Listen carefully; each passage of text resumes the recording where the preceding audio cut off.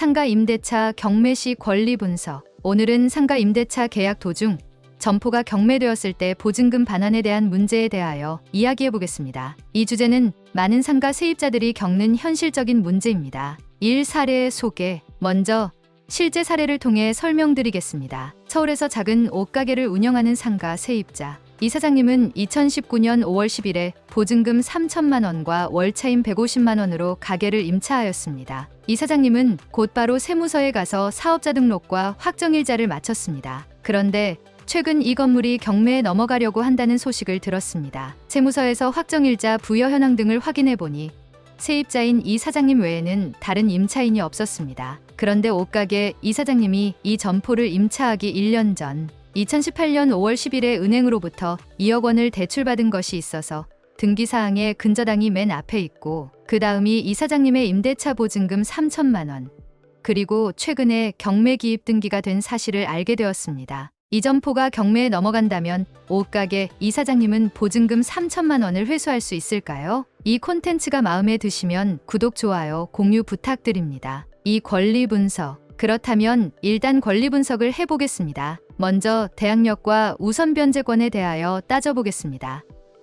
대항력을 보겠습니다. 대항력은 임차인이 임대차 계약상의 권리를 제3자에게 주장할 수 있는 힘을 말합니다. 즉, 임차인이 임대인 외의 제3자에게도 임대차 계약의 권리를 주장할 수 있는 능력을 의미합니다. 예를 들어서 임차한 점포가 매매에 증여 경매가 되었다 하더라도 매수인에게 임대차 계약상의 권리를 주장할 수 있는 것을 말합니다. 내가 현재 세입자로 있고 대항력을 갖추었는데 건물이 매매되어 건물주가 바뀌었다. 그러면 세입자는 대항력을 주장하여 계속 세입자로 있거나 아니면 상당한 기간 내에 임대차 계약을 해지할 수도 있습니다. 대항력을 가지려면 실제 건물을 인도받은 후에 주택임대차보호법에서는 전입신고를 하여야 하고 상가건물임대차보호법에서는 세무서에 사업자 등록을 하여야 합니다. 대항력은 일반 매매에서는 매수자가 바뀌어도 대항력을 가지고 있지만 경매에서는 좀 다릅니다. 경매에서 대항력은 말소기준 권리보다 선순위에서 대항력 요건을 갖추어야 대항력이 발생합니다. 즉, 근저당 등 말소기준 권리가 있다면 그 말소기준 권리보다 선순위로 주택은 전입신고가 되어 있어야 하고 상가는 사업자 등록이 선순위로 되어 있어야 합니다. 만약에 말소기준 권리보다 후순위에 있다면 대항력을 주장할 수 없기 때문에 경매가 실행되면 대항력이 없으므로 계속 영업을 할 수가 없습니다. 위에 옷가게 이 사장님은 말소기준 권리인 근저당보다 후순위에 있기 때문에 대항력이 없습니다. 단 최우선 변제권에 해당하느냐 그리고 우선 변제권이 있느냐에 따라서 배당을 받을 수 있고 없고가 결정될 뿐입니다.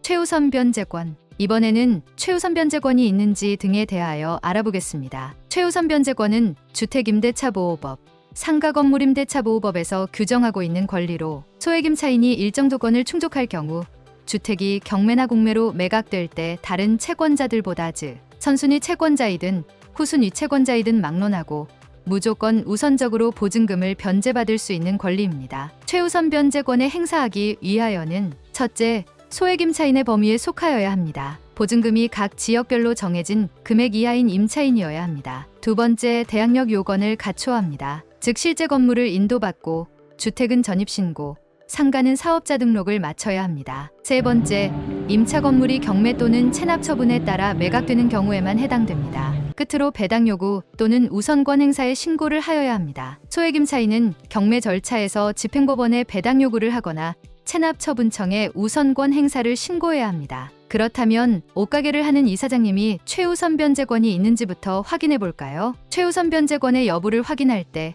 주택은 보증금 총액만을 가지고 따지며 상가 건물은 환산 보증금을 가지고 따집니다. 옷가게를 운영하는 이 사장님은 상가 건물이니까 환산 보증금으로 따져봐야 합니다. 계산해 봅시다. 보증금 3천만 원에 월차임이 150만 원이죠. 환산 보증금 계산은 보증금 3천만 원 더하기 월세 150만 원 곱하기 100을 하면 환산 보증금은 1억 8천만 원이 나옵니다. 그럼 1억 8천만 원이 근저당 설정될 당시인 2018년 5월 10일 당시 서울의 소액임차인 최우선 변제금에 해당하는 보증금 이하이냐를 따져봐야죠. 그래서 근저당이 설정된 2018년 5월 10일 당시 서울의 소액임차인 최우선 변제 금액을 확인했더니 보증금 6,500만 원 이하일 경우 2,200만 원까지가 최우선 변제 금액으로 보호된다고 나와 있습니다. 그러고 보면 옷가게 이사장님의 환산보증금이 1억 8천만 원으로 6,500만 원보다 크므로 최우선 변제권에 해당되지 않습니다.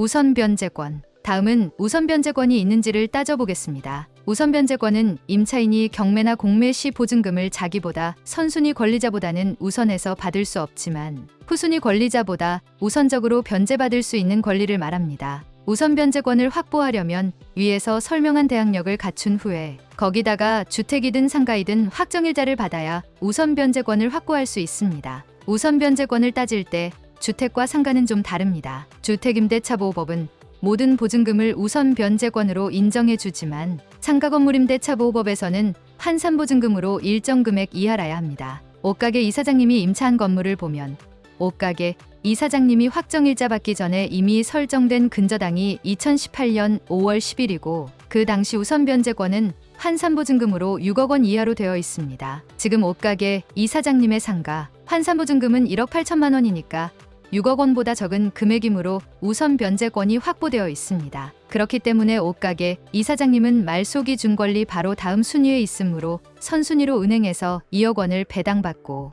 남은 금액에서 보증금 3천만 원을 배당받을 수 있습니다. 물론 선순위 배당하고 남은 금액이 있어야 하고 배당 요구 종기일까지 배당 요구를 하여야 합니다.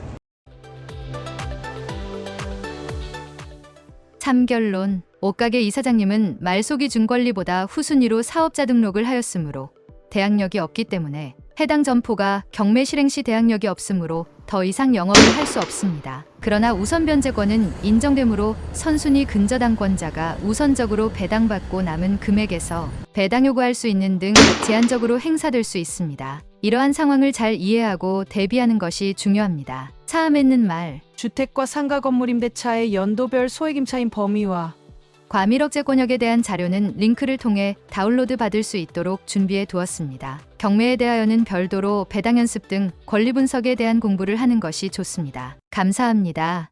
영상이 마음에 드셨다면 구독, 좋아요, 공유 부탁드립니다.